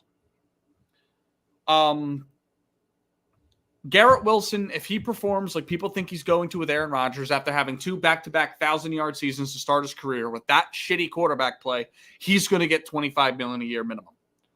Jermaine Johnson is probably hovering around that $20 to $25 million range right now. Yeah. That's me anticipating the market goes up and him hovering around what Myles Garrett's making now. Somewhere around there in 2 to 3 years. Sauce is getting the biggest cornerback deal in history. No doubt. Yep. Whoever's comes up first, Surtain or Sauce, the other person's gonna blow it out of the water. Yep. So thank God we don't have to worry about that with Quinyon Mitchell and Keely Ringo. Yeah, you're looking at you're looking at $90 to $105 million yearly for 4 players. Yep. That doesn't include Quincy Williams when he becomes another with his All-Pro nod. That doesn't include CJ getting an extension. That doesn't include DJ Reed still being there. Michael Carter being the best nickel corner in football. Like that. There's so much guys on our team that need to be paid, which is mind-blowing to me, but there is. So, right. an outsider who you just traded for going into the last year of his deal, it does not make sense to give him an extension when you have guys that you know what they can do for you on your team that have money coming down the line. Right. So I get it in a Jets perspective. I get it. Yeah. So now if he comes out this year and puts up 13 sacks, like He's going to need that deal. Yeah, he's going to need that deal. I'm not willing to give it to him at 31. I'd let him walk. Honestly. Like, we didn't really give up. The question again, who's going to give him that bag? What did we trade for him again? Essentially, you gave us Bryce Huff and a conditional third that can turn to a second in 2026. Yeah, I'd let him walk at that point. Because we'll get a conditional pick back for letting him walk. Yeah. So. Yeah, y'all get it like a conditional third. Yeah. Bro. Yeah. We could have kept both of them, bro. Yeah. Oh, man. Mm-hmm. But at the same time, it's like now we have a log jam at edge because then you got Reddick, Sweat. Bryce Huff is getting $17 million. He's got to get on the field. Nolan Smith's got to get on the field. And Brandon Graham, not to mention he's coming back. So, I mean. Well, Brandon Graham, I think, will accept a lesser role at his age. He's already going to have a lesser role in this team. And that also, like, that's the thing, too. We're starting to get a log jam at edge, too. Well, interior, like, D-line in general. Because this Eric Watts guy, I don't know if you've read much about him in OTAs. He was an undrafted free agent who was rumored to go in at least the 4th round out of UConn. Edge, right? Right. Dude has been running first team reps since like day 2 of OTAs. And he's been wreaking havoc on our offense. Oh my God. I saw a video where he was rushing against Tyron Smith. Like, this is one clip, 2.5 minutes long. Rushed against Tyron Smith on a snap, spun him, almost sacked Rodgers. Rodgers got the ball away. Uh-huh. Then moves to the other side, gave Morgan Moses the work, and sacked Aaron Rodgers. Undrafted rookie against 2 top tackles in football. Crazy. Gave him nasty work. Like, he's going to need snaps. Will McDonald, Jermaine Johnson. We have a logjam at D tackle. We have Solomon Thomas. We have Javon Kinlaw. We have Quinnen Williams. Yeah, bro. I kind of feel your pain, except I have the logjam at the other end. Yeah. The secondary is where the Eagles are really having their logjam right now. And it's been evident in OTAs because you have Slay, Bradbury. They said that they want to move him to safety and get him some safety reps. He got hurt on the first day, didn't practice the rest of the time. I don't know if he faked an injury or they're just trying to boost his trade value. I really don't know if he's going to be there, bro. But other than him, still, Slay, Quinyon Mitchell, Keely Ringo has had one of, if not the best camp OTAs out of that secondary room. And I'm a guy who is like, listen, it's great. We got Quinyon Mitchell, Isaiah Rodgers is coming back, but y'all better watch with Keely Ringo, bro, because he showed some stuff at the end of the season last year, and A.J. Brown gave him shining endorsements. Bro came to camp to play. Yeah. And I mentioned Isaiah Rodgers. Him too. He has not played football in 2 years. And bro has been locked in. Mm-hmm. So, and he, like, all 3 of those guys have been rotating first team reps. And then Cooper DeJean also trying to find his way. Yep. Avonte Maddox, Tyler Hall from the Raiders. Like, something's got to give for all of these guys. But I guess when you have problems like that, they're good problems to have. Yeah. But yeah, bro, I feel you. It's crazy. I'm so happy for Keely Ringo, bro. I just want to see him. The future of the secondary is gonna be so great. Him, Quinyon Mitchell, Isaiah Rodgers, bro. It's gonna be lit, dog. It's gonna be lit. But they're making it hard for the coaches to pick starters, and likewise with your D line. Mm-hmm. These guys that we didn't really think much of are coming in and making it hard. Yep. Pause. Yeah. Yeah, I mean, it's like, dude, we gave Alan Lazard 4 years, $44 million. Okay? We got to stomach that. I'm pretty sure the last 2 years are voidable, so we only have to deal with it this year. But he is in midseason form right now in OTAs. Everything I read is beautiful Aaron Rodgers escapes pressure, deep ball on the money to Alan Lazard drop. Everything I've been reading is him playing like ass. And Xavier Gibson, remember the punt return to start the season last year, has had an outstanding camp. Jason Brownlee, who I was on fire for last year, is having a great camp. We have Malachi Corley, Mike Williams, Garrett Wilson. What do we do with Alan Lazard? Do we just not play him making $11 million a year? Y'all should just eat that money, bro. We should cut him now so we don't got to deal with it next year. Yeah, that's what I'm saying with Bradbury, bro. I mean, if they want to move him to safety and run some big nickel or like big dime looks or whatever, go for it, bro. I mean, look at Malcolm Jenkins. He got drafted as a DB, made his way to safety, had a Hall of Fame career. I don't know if you're doing that with James Bradbury at 31. Because Jank was young when he moved to safety. I don't know about those comparisons, but bro, you might as well just eat the money. Yeah, I agree. We're also getting a bit of a controversy in the running back room too, because obviously Brees is the one. Braylon Allen will be the 2 who we drafted. Aaron Rodgers, every press conference the last 4 days has been Isaiah Davis has been awesome, who we drafted in like the 6th round this year. We still have Izzy Abanikanda on the team, who we drafted in the higher rounds last year. We then go out and sign Tariq Cohen to a running back deal. Yeah, bro. Who is staying on this roster? Like, well, I'll tell you what. I think Tariq 53. Cohen is going to be a camp body. You think so? You don't think we're going to bring him in for special teams? Maybe. Kind of the same thing with us and John Ross. Although he's had a tremendous camp. He's had first team reps. He's gotten some first team reps at the slot, bro. I know. Like, what, bro? This is crazy. Paris Campbell, I expect. John Ross just coming out of retirement and getting run with the first team just tells you all you need to know about the receiver room under AJ Devontae, bro. It's fucking scary.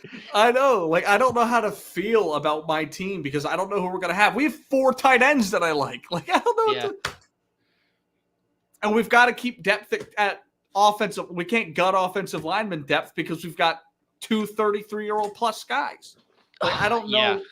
I don't know what to do. Maybe we run with. We've got 4 safeties, bro. We have we got a guy from the Falcons who we really like. We brought back Ashton Davis. We still have Chuck Clark who's competing. We drafted one. We've got a log jam at safety. Like, we need more roster spots. Yeah, bro. Hey, Raj. Not to mention we're carrying 5-6 extra spots, bro. Yeah. Not to mention we're 100% carrying 3 quarterbacks, no doubt. So. Yeah. I'll tell you one interesting. I feel like battle that could come up for us on the offensive line, the right guard spot. And I love Tyler Steen. I really do. And they love him for the right guard. I think your boy Mekhi Becton could have something to say about it. I really do. He has impressed, bro. Yep. He's impressed. He's got talent, dude. He's got talent. He is fucking big, huge. He's gotten run at the first team left guard because Landon Dickerson couldn't be at OTAs. Literally the only one that couldn't make it. So Mekhi Becton was getting run. And he was impressing Stout, the offensive line. And he's never played guard. No. He's been a tackle. So if he's able to tap in and move to the right side, but I don't really know if has he played right side? I think he's been strictly left. He in college he was a right tackle. Right tackle, okay.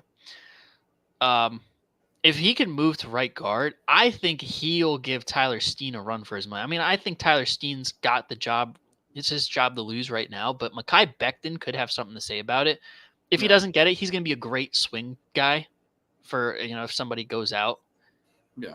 He'll be great. But, thank you, bro. You're Thank welcome. you for enrolling in Mekhi Becton, the Stout University. Yeah. You can have him do his big ass. You can have him. So a position battle that's very interesting to me is I'm starting to get Trey Lance, Brock Purdy vibes with Will McDonald and Eric Watts. Yeah. Because we have a lot of depth at the other edge. It's Jermaine Johnson, Hassan Reddick, those guys. Michael Clemens. Right. We've got guys over there that are certified to be on the team, and they have an order of how they're going to play. That other side, dude, Will McDonald wasn't that great last year. He's had a really good camp, but Eric Watts has come in as an undrafted rookie and has just been dominating, dude. Like, he's been the standout guy on defense. Not just not just edge, not just D-line, defense. He's been the guy. Right. What do you do with your first-round pick from last year when an undrafted rookie is coming in and outperforming? Tough. Bro, I don't know. Eric Watts has been the best camp body that we've had, and arguably one of our top defenders in all camp, bar none. Secondary linebacker doesn't matter. So now that's another guy we potentially have to carry. Are we going to flip Hassan Reddick again? What's the game plan? Because we've got so much that we've got to do. We've got D tackles from last year's camp that we really like that just missed the cut, like Tanzel Smart. There's guys that are on the come up. Chaz Surratt. We've got a lot of players, dude, and I don't really know where to go about it, but especially that battle of the first-round pick from last year versus the newcomer undrafted rookie who's outperforming him. I don't really know what we do, to be honest. Yeah. No one's getting more than 50% of the snaps. I can tell you that right now. Everybody's running. Everyone's getting 45% snaps. They're all going to get rotated. Quentin Williams is the only one that's going to get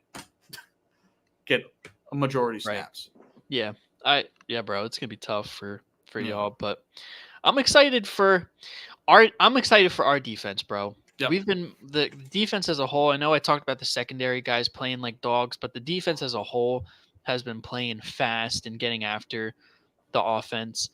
There's a lot of discourse about the defense dominating these 7-on-7 drills because they're designed for the offense. Yep. But you have to understand, Jalen talked about this in his press conference today. The offense that Kellen Moore is bringing in, their offense, he said 95% of the offense is brand new. Good. Yeah, good. You know the 5% that are keeping, bro? the tush push. The brotherly shove, tush, bro. Push, and all the counters off of it. That's all that's it. That made the cut. But yeah, I mean, there's a lot of discourse on Twitter with beat reporters and Eagles fans talking about the offense and stuff. But it's 95% new. They're still working on it. It's a process. It's gonna take some time. Hopefully, they got it squared away for the opening night in Brazil, and that's another story we got to touch on. That's something we need to talk about, but we'll talk about it in a second. But a lot of it, Jalen said, it's all mainly it's the terminology, more or less all of the stuff that wasn't in the offense last year, motion, the bunch formations, hot routes, just all of that stuff that wasn't there last year. Yeah, that's going to be new, and it needs some time to get installed and learned and all that stuff. And also Saquon Barkley's there. You're going to have to throw to the back other than stupid fucking the check down, the little out, whatever, on the chip block. But it's good for the defense. They've said that, Vic simplified a lot of things. He's throwing the kitchen sink at the guys, but he simplified it so that these guys can play instinctively and play fast. And you know what? That's good for the offense to help them figure it out. And I'm just excited, bro. The defense, Jordan Davis said it, no bullshit, bro. Yep. Vic is all ball at all times. I'm excited to see this defense. The only thing I worry about is that interior line depth. That's the only thing I worry about, but I'm excited to see. How do you feel, real quick, before we talk about the other news about week 1, the Brazil game? What do you think about your special teams, especially the return game for sure? What do you think about that with the new rules that have been added and players you've brought in that can fit that new mold of what the kickoff's going to be? Well, I'm excited to see it. I think it'll be really good for our guys. Yeah. Especially Isaiah Rodgers. He is another guy. He like great DB. Mm-hmm. Also great returner, which is exactly what we needed. Yep. And the report, I mean, we had a lot of guys. We practiced the kickoff today. And we had like everybody back there, including him, Britton Covey, CJ Gardner-Johnson was back there, bro. Like, they throw at anybody back there. But I think we got the guys to make that work. I'm excited to see those two, especially. Mm-hmm. John Ross also could be another one that if he was to make the team, that would be kind of a selling point. Yeah. Because of fastest guy in NFL history, I'd say so. Yeah, that would definitely be that would be something for sure. And Cooper DeJean also he was back there. White boys can't jump or play corner, but they can run. They can run fast. They can run fast. Y'all don't know about me back in my day in kick returns, but Fact. I digress. Yeah, bro. I mean, we got a lot of options. I think really any of those guys are going to be great back there. I really want to give Covey an opportunity because, like, especially as a punt returner last year, bro, he was top 5 in the NFL in average return. Yeah. So I think it'll be good for us because, like, he could break it at any time, and now we have at least 2-3 more guys in Isaiah Rodgers, Coop, and John Ross that could break it at any time. Yeah. And who knows? That could open up the opportunity for guys like Saquon Barkley, AJ Brown, Devontae Smith. Bro, it just depends where you want to go with this. But you could really get creative with this new kickoff. And I'm excited to see how the Eagles do. I don't know how I feel about CJ Gardner-Johnson back there. Like, I love bro. But I don't know if that's his thing. But we'll see. Yeah. How you feel about that new kickoff? I am a firm believer that we have a chance to have the best special teams of football next year. We have a guy that we brought in from, what was it, the XFL? Who does that? Quantez Stiggers. Here's what you don't understand. I didn't know this. He holds the record for most kick returns in a season in XFL. Oh, dang. He had like 7 kickoff returns 2 years ago with the XFL. Okay? So we add him to the mix. One of the only guys in the NFL that knows this system without having to learn it from scratch. One of the only guys that knows how it works properly. Okay? Yeah. We then bring in Tariq Cohen's little ass. Now listen, he might be a camp body, but if he slips into the roster spot for kickoff stuff, dude, those 2 guys are going to be ridiculous. Not to mention Isaiah Davis, who I think we drafted specifically for that role. And Xavier Gibson. Xavier Gibson. Isaiah Davis ran the fastest 40-yard time for all running backs last year. Like, our team's going to be gross. Okay, for sure. He's going to it's going to be gross, dude. I don't need to talk about that. Yeah, it's gonna be gross. Yeah, it's our special teams is going to be the best in football. Not to mention on the other side of it, Greg Zuerlein is the best kicker in football on kickoffs, pinning it right before the goal line. Yeah, he has the best distance. What's the term? What's the term? Like distance adjuster, I guess. Like In land zone, like kind of like that. percent Like in the land zone or something. I don't yeah, know. he can judge depth with his kicks better than anybody in football. Yeah. Especially off those kickoffs. Kickoffs, though, you don't kick them out of bounds. Exactly, though. That's what I'm saying. Like he is great at pinning them right where they need to be. So it's going to be fun, dude. Special teams is going to be fun to watch this year. Yeah, bro. Listen, I hope we get more kickoff returns for touchdowns because outside of interceptions, those are my favorite play. Yeah, football. Rob Saleh said he's expecting at least 100 returns per team next year. Yeah. Which last year the average was like 24. So that's just strictly kickoff. It's going to create more plays for sure, and I think that it's going to be great for these return games. And you finally have some strategy back. Yep. And teams that can execute it from the jump and know what they're doing are going to have a huge advantage going into the year. I agree. Especially to start the year. Yeah. Yeah, you got to like these teams like the Chiefs have practiced it. McCole Hardman, they just signed him back. Yep. McCole Hardman. The Jets have been practicing. Like, you got to practice this. Yeah. So if you got special teams coordinators that are worth a damn, you're really going to know who is who. Yep. With this rule, how they're able to, set up the blocks, because it's really just one-on-one. Yeah. In terms of the block team. Yeah, and we have good special team coaches. We generated 4 straight Pro Bowls out of special teams in Justin Hardy. So who's no longer there, but still, like, the development's there, the ability's there. So it's going to be fun. I can't wait.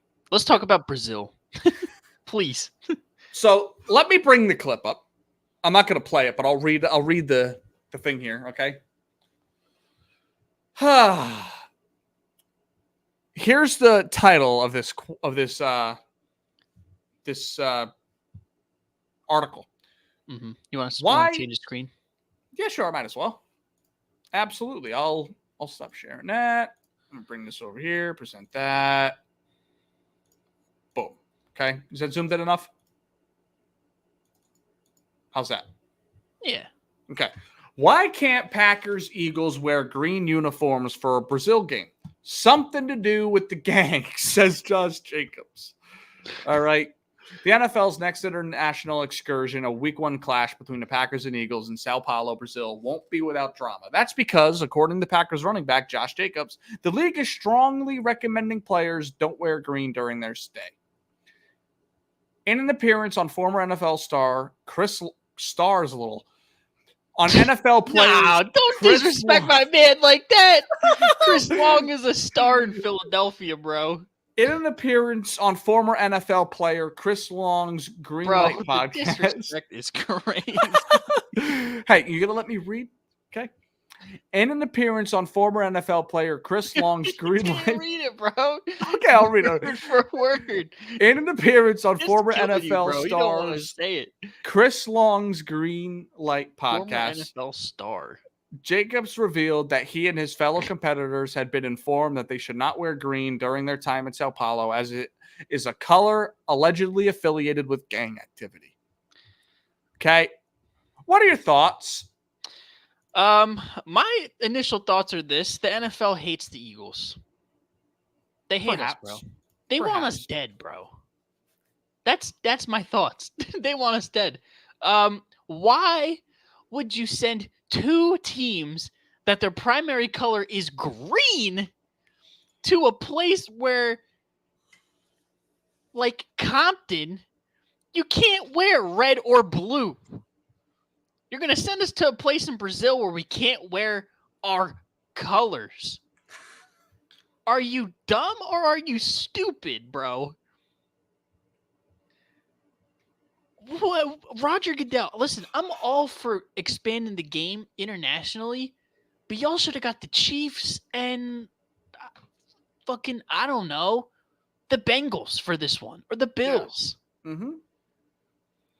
if the worry is, oh yeah, the color of the teams associated with this here football game in this particular place is, very not much accepted by gang activity. Now, as a selfish Eagles fan who loves our black jersey combos, this opens up the can of worms that we're probably wearing the blackouts on week 1. Yeah, maybe the Packers. If we can't wear our midnight green helmet, it's going to be all black. And I'm all for it. But, bro, why would you do this? I don't know. And you know what makes this even worse? Dumb. I read this on Twitter too. The team, the stadium that they're going to, the team that is home for that stadium, their biggest rival that entire city hates wears green. Why can't we do it at the other stadium then? I don't know. If we did it at the other stadium, this wouldn't be a problem. We could all wear green. Gang activity too.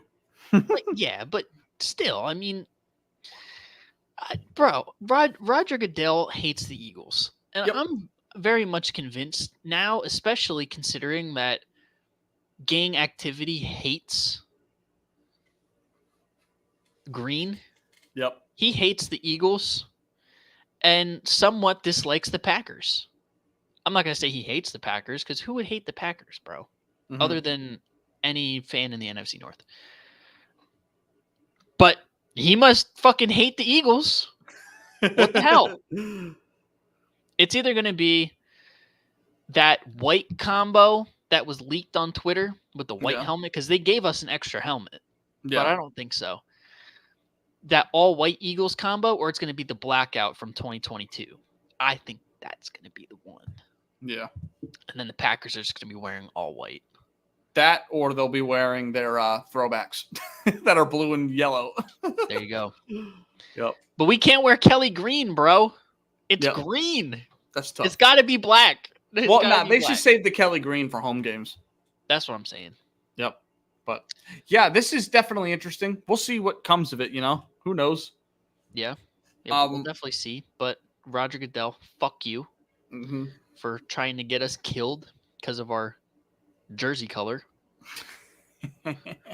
I will not be taking the trip to Brazil because I can't wear green.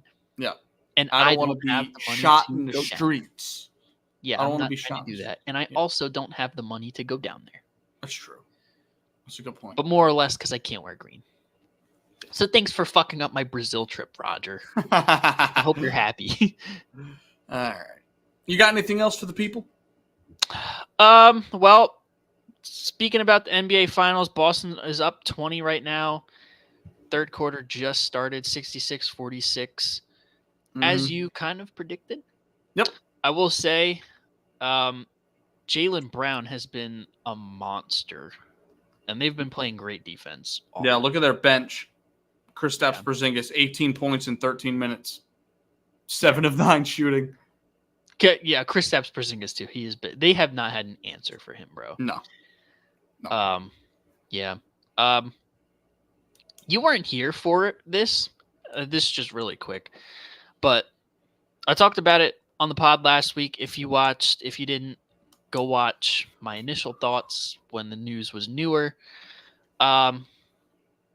We had a NASCAR team, one of the biggest in the sport, Stewart-Haas Racing, close their doors, bro.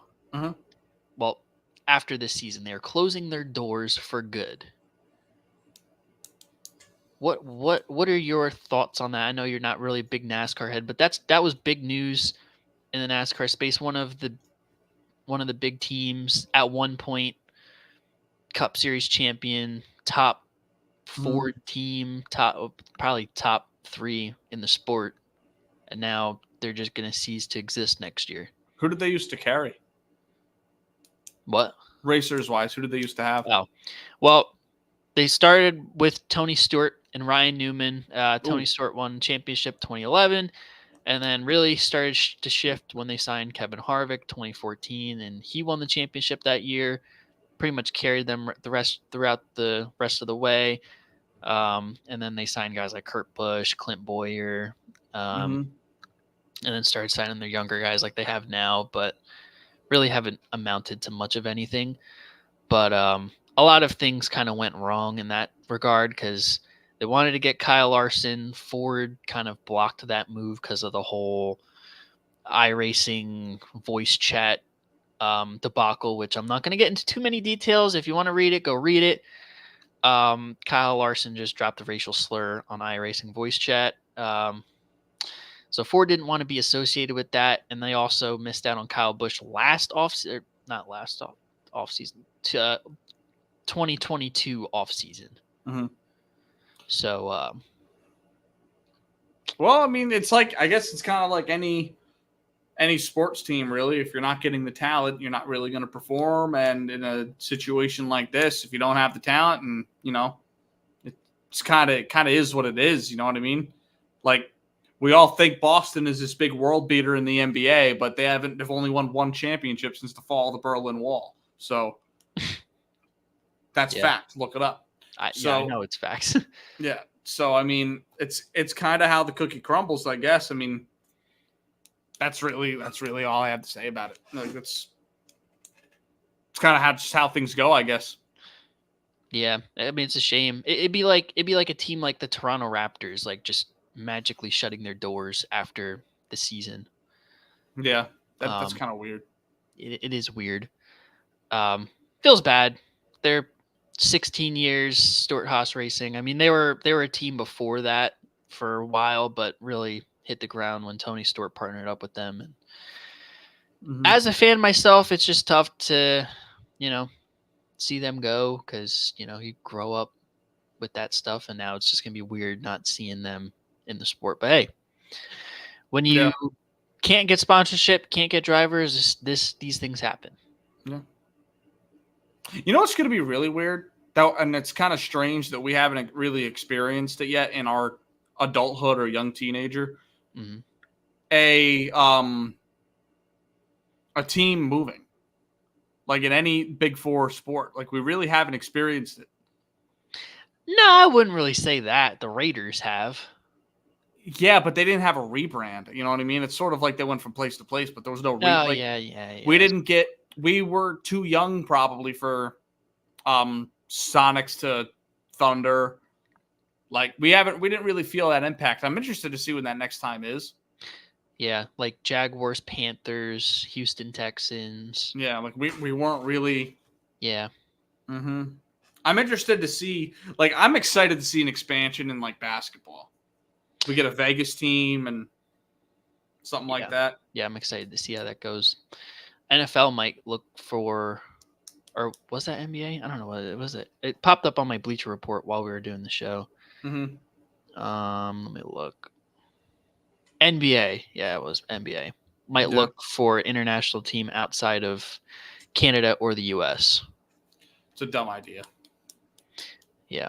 You can't have a sport like this across the country. You just can't do it. Not with how treatment is and how travel is and, like, trying to keep everything even. Like, you can't tell me you're going to have a full division in, like, Europe of football teams. Yeah. So, who knows, dude? It is what it is. With that being said, this has been the Day One Podcast. We appreciate you guys listening. It's always fun. What a good show. Touched on the finals, talked a lot of football. I thought we had some really good conversation about football. We really got in depth there. We don't do that as often as I'd like to, but yeah, I like getting in the weeds about my position battles and OTAs, bro. Yep. And like the Justin Jefferson talk too, the contract, like that shit's fun. But listen, thank you all for listening. Make sure you tell a friend to tell a friend. Whether you're on a boat, bus, or plane, you can get the Day One Podcast content anywhere. So stop being a bitch. Go to your local Walmart. All right. Go over to the phone section. Okay. Like your boy. Like me. I spent $70 on a phone and hooking up my I don't even remember what kind of thing I have. That's the thing. You can get cheap ass unlimited data wherever you're at.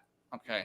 So don't be a bum. If you have a job, you can watch the Day One podcast. So thank y'all for listening. I'm Kyle. That's Anthony. See y'all later. Peace.